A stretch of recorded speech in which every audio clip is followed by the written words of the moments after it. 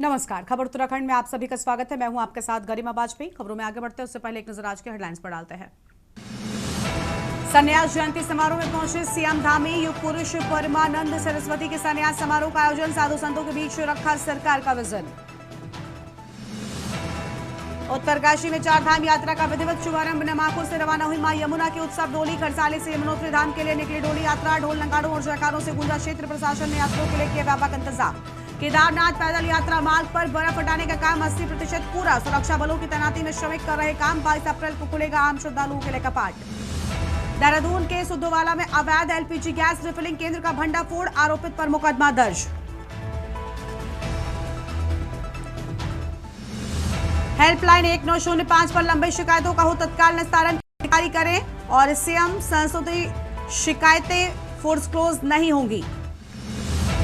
उत्तराखंड लोक सेवा आयोग की भर्तियों के नए कैलेंडर से युवा निराश। साल भर में 16 प्रवक्ता परीक्षा कराई जाएंगी।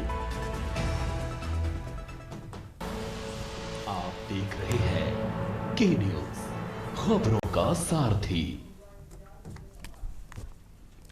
और अब बात करेंगे खत्म हुए इंतजार की और खुले कपाट की, क्योंकि उत्तरकाशी में बहुप्रतीक्षित चारधाम यात्रा का विधिवत शुभारंभ अक्षय तृतीया की पावन तिथि के साथ हो जाएगा।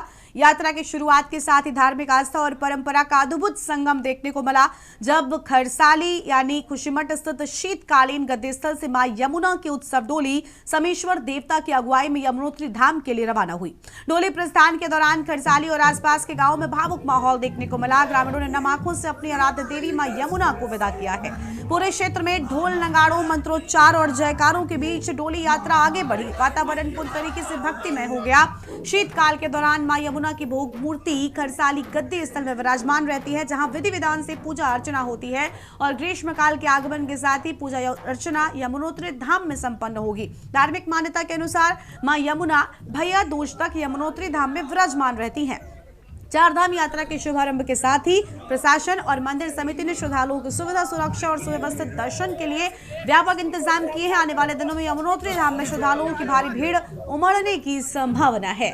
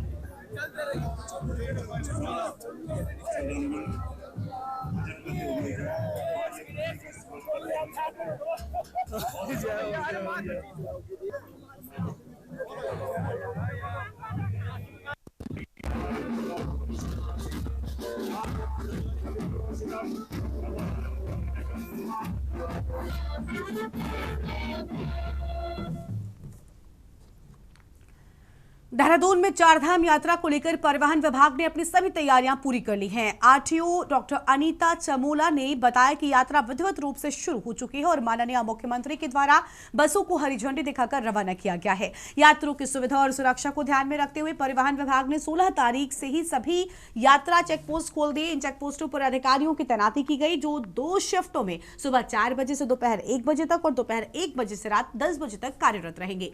डॉक्टर चमोला ने जानकारी दी कि उत्तराखंड और अन्य राज्यों से आने वाले वाहनों के लिए ग्रीन कार्ड और ट्रिप कार्ड जारी करने का कार्य तेजी से जारी है। अब तक 6365 वाहनों के ग्रीन कार्ड बनाए जा चुके हैं, जिसमें लगभग 1000 वाहन अन्य राज्यों के शामिल हैं और इसके अलावा 383 वाहनों के ट्रिप कार्ड भी बनाए जा चुके हैं। परिवहन विभाग ने कहा कि पूरी व्यवस्था यात्रियों की सुरक्षित और सुगम चारधाम यात्रा सुनिश्चित करने के लिए तैयार है।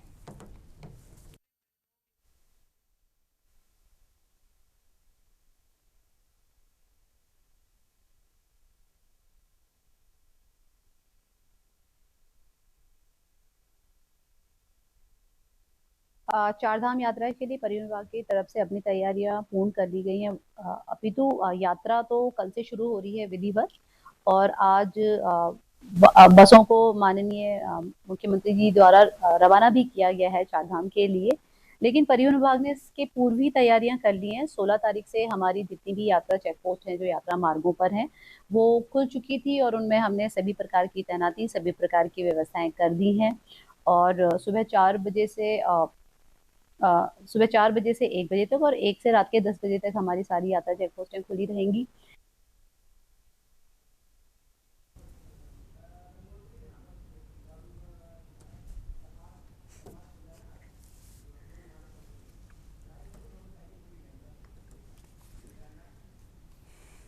और अब सीधे आपको गंगोत्री धाम से हम तस्वीरें दिखाएंगे जहां पर कपाट खुलने के पावन अवसर पर खुद मुख्यमंत्री पुष्कर सिंह धामी पहुंचे हुए थे। तस्वीर आपको हम दिखाएंगे। अक्षय तृतीया के पावन मौके पर आज गंगोत्री यमुनोत्री धाम के कपाट खोले गए और ये तस्वीर आपको टीवी स्क्रीन पर आपको हम दिखा रहे हैं।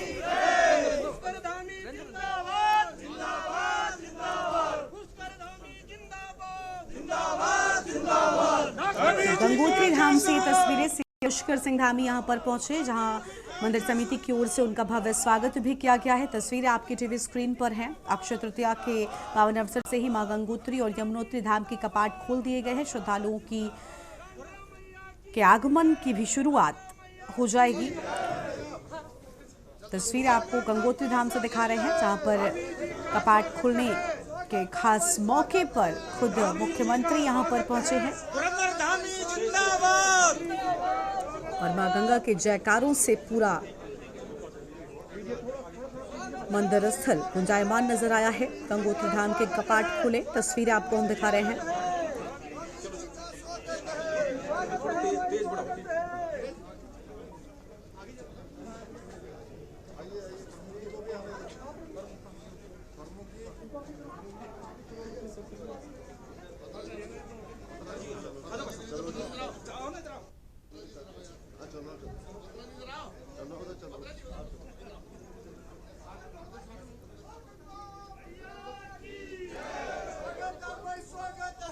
धामी जी का स्वागत है।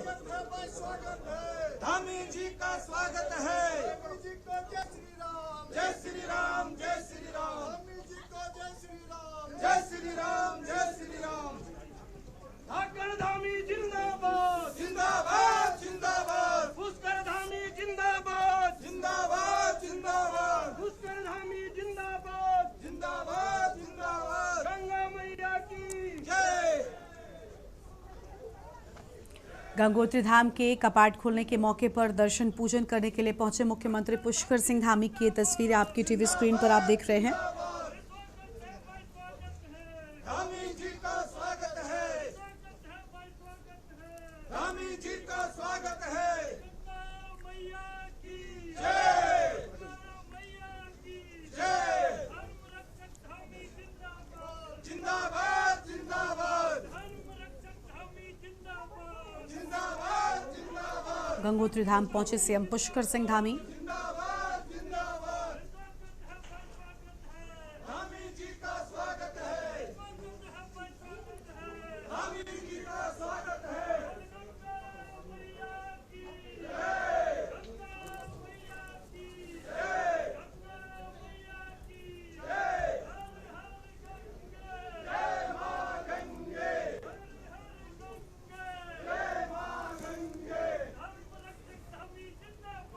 जिंदाबाद, जिंदाबाद, जिंदाबाद, जिंदाबाद,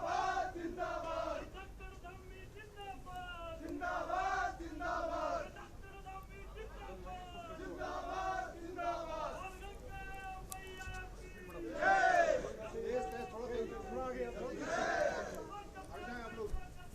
धामी जी का स्वागत है। धामी जी का स्वागत है। धामी जी का स्वागत है। जिंदाबाद, जिंदाबाद। गंगोत्री धाम पहुंचे सीएम पुष्कर सिंह धामी। तस्वीर आपको हम दिखा रहे हैं। मंदिर परिसर की ओर रवानगी की ये तस्वीर आपको हम दिखा रहे हैं। गंगोत्री धाम के कपाटोद्घाटन के मौके पर सीएम धामी का आगमन हुआ। दर्शन पूजन करने के लिए जाने के दौरान की ये तस्वीरें गंगोत्री धाम से आपको हम दिखा रहे हैं। आपको बता दें कि चारधाम यात्रा की शुरुआत अक्षय तृतीया के पावन अवसर से हो जाती है और ये तस्वीर आपको हम दिखा रहे हैं।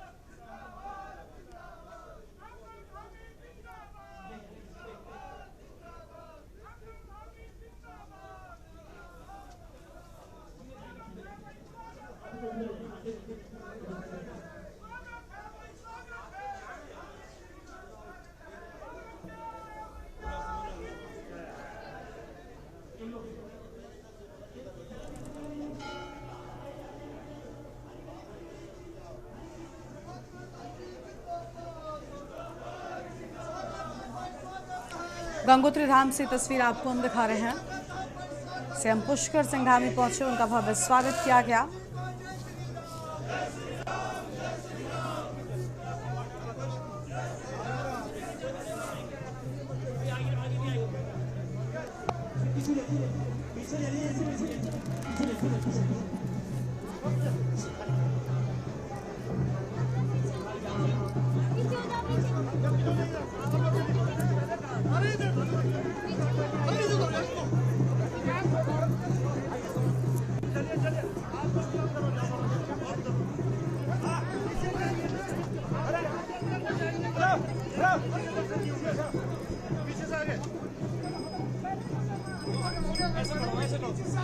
पीछे से आगे अंदर के बदले ना ये नहीं अंदर में लगा कैमरा ऐसा हम सब पॉइंट है एक किनारे लगा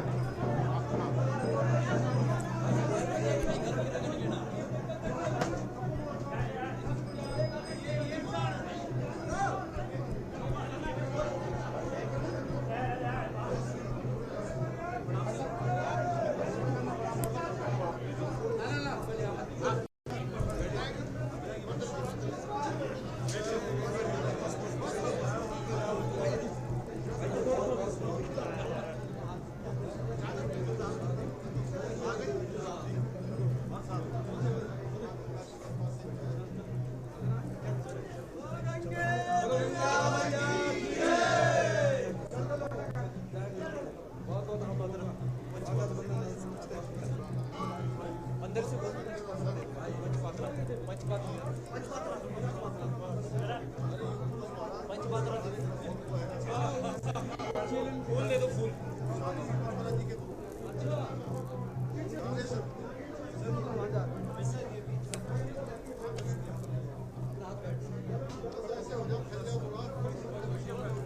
खोल के बैठ जाओ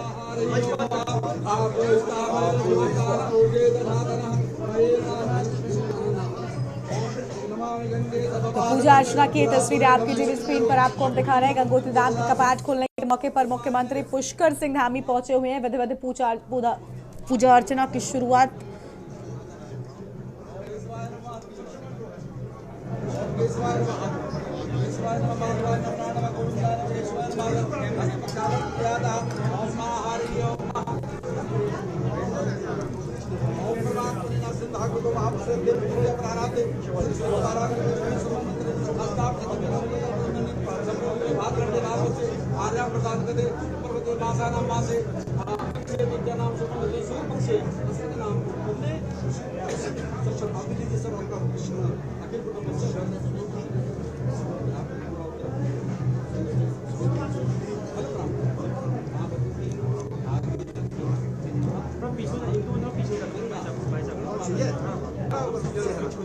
गंगा की जय। ओम मां हरि ओम मां हरि ओम मां ओम मेरा नमः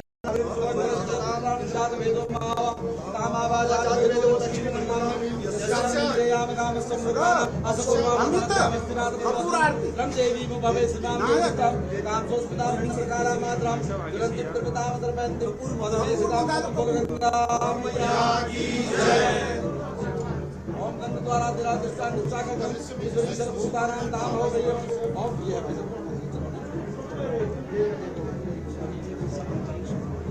ओम भद्रं गणेशनामदे भद्रं वसेवां सर्वजनः देवगणे विश्ववां शिवसेवै मंगलम भगवान मंगलम गणपतये मंगलम हरिराजा मंगलाय मंगल शिवे सर्वसाधिके शरणे त्र्यंबके गौरी नारायणी नमोस्तुते।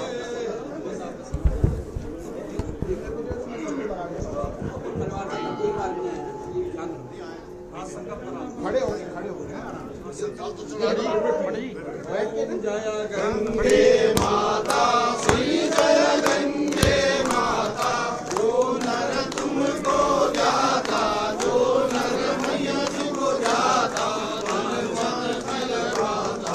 ओम जय गंगे माता चंद्र सी ज्योति तुम्हारी जल निर्मल आता मैया जल निर्मल आता शरण पड़े जो तेरी स्वार पड़े जो तेरी जो नर जाता ओम जय गंगे माता शहर के तारे सब जग को जाता मैया सब जग को जाता कृपा दृष्टि तुम्हारी दया दृष्टि तुम्हारी त्रिभुवन सब जाता ओम जय गंगे माता जो तेरी शरणागति आता मैया शरणागति आता यम के त्रास मिटाकर यम के त्रास मिटाकर परम गति पाता ओम जय गंगे माता।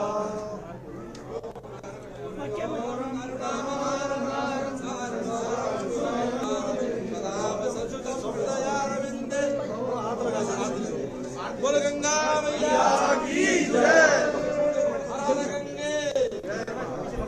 तो गंगोत्री धाम से ये तस्वीर आपको हम दिखा रहे थे, जहां मुख्यमंत्री पुष्कर सिंह धामी पहुंचे हुए हैं। विधिवत पूजा अर्चना उनकी ओर से यहां पर संपन्न कराई गई है। और आपको बता दें, अक्षय तृतीया के पावन मौके पर गंगोत्री और मां यमुनोत्री के कपाट खोल दिए गए हैं। एक ब्रेक के लिए यहां पर रुक रहे हैं, जल्द लौटेंगे।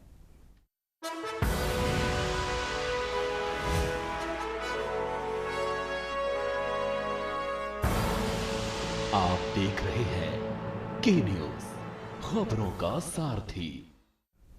ब्रेक के बाद आप सभी का स्वागत है। अक्षय तृतीया के पावन मौके पर मुख्यमंत्री पुष्कर सिंह धामी हरिद्वार पहुंचे, जहां उन्होंने युग पुरुष परमानंद सरस्वती के संन्यास दिवस समारोह में शिरकत की। ये कार्यक्रम राम जन्मभूमि आंदोलन से जुड़े संत और अयोध्या राम मंदिर तीर्थ क्षेत्र के सदस्य स्वामी परमानंद गिरी की 71वीं संन्यास जयंती के अवसर पर आयोजित किया गया था। मुख्यमंत्री ने अखंड परम धाम आश्रम के गंगा घाट का शिलान्यास करते हुए साधु संतों को संबोधित किया और सरकार की प्राथमिकताओं को सामने रखा। उन्होंने कहा कि राज्य में अवैध कब्जों और तथाकथित लैंड जिहाद के खिलाफ लगातार कार्रवाई की जा रही है, जिसके तहत हजारों एकड़ जमीन को मुक्त कराया गया। साथ ही मुख्यमंत्री ने चार धाम यात्रा के शुभारंभ पर श्रद्धालुओं को बधाई देते हुए कहा कि इस बार यात्रा को सुरक्षित और व्यवस्थित बनाने के लिए व्यापक स्तर पर तैयारियां की गई हैं। कार्यक्रम के दौरान उन्होंने विपक्ष पर भी निशाना साधते हुए नारी शक्ति वंदन विधेयक को लेकर राजनीतिक संदेश दिया। इस मौके पर कई प्रमुख संत और धार्मिक हस्तियां भी मौजूद रहीं, जहां धार्मिक आस्था और राजनीतिक संदेश एक साथ नजर आए। न केवल बल्कि ये हमारी सभी तैयारियां विधिवत तरीके से पिछले सालों के अनुभव लेकर पिछले सालों की यात्रा से जो भी न्यूनता जो भी और ज्यादा अच्छा काम करना है वो सब किया गया है। सभी यात्रियों का हम स्वागत करते हैं, अभिनंदन करते हैं। सबकी यात्रा अच्छी हो, सफल हो, सरल हो, सुरक्षित हो, इसके लिए हमारा प्रयास जारी रहेगा और ये हमारी सभी।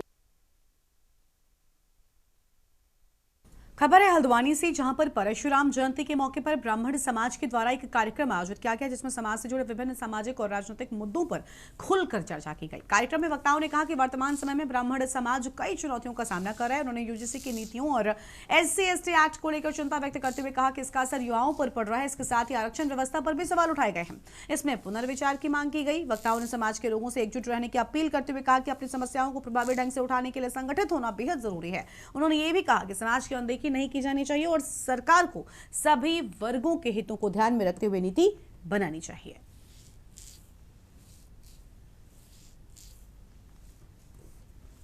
जयंती के पूर्व संध्या पर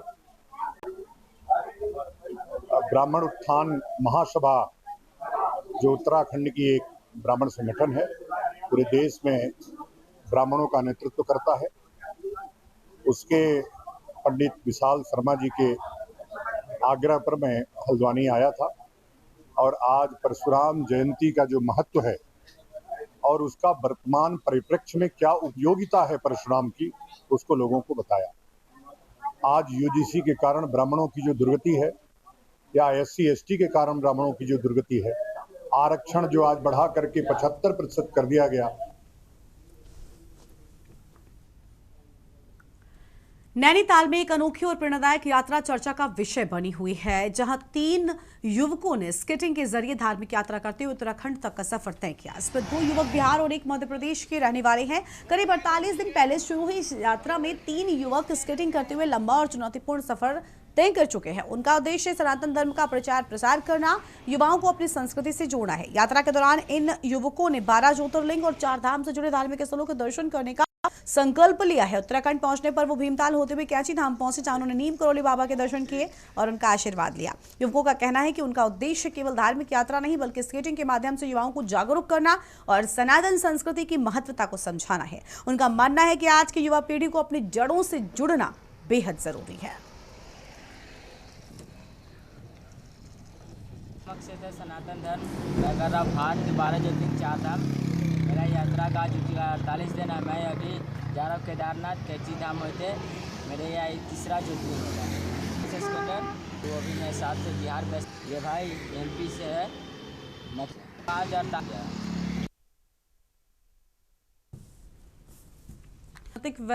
व्यस्तताओं से स्वयं को थोड़ा विराम जरूर दिया था, लेकिन इसका अर्थ ये नहीं कि वो पूरी तरीके से निष्क्रिय रहे। हरीश रावत ने स्पष्ट किया कि वो इस अवधि में लगातार सामाजिक गतिविधियों में सक्रिय रहे, लोगों के बीच उनकी मौजूदगी बनी रही। उन्होंने कहा कि वो जहां भी जाते हैं वहां अपने कार्यकर्ता और कांग्रेस से जुड़े लोगों से मिलते हैं, जो उनके साथ मजबूती से खड़े रहते हैं।